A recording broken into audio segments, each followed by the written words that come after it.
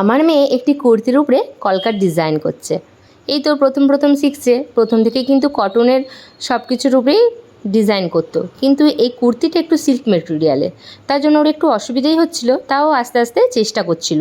অনেক কিছু ভুল ত্রুটি হয়েছে এবং সেটা সংশোধনও করেছে, বুঝতে পেরেছে কি করলে ঠিক হবে, কি করলে সমস্যা হচ্ছে। সেটাই, এটা ওর নাচের ম্যাডামের কুর্তি, ওকে দিয়েছিল। এটাই একটা ব্যাঘাত ঘটেছিল।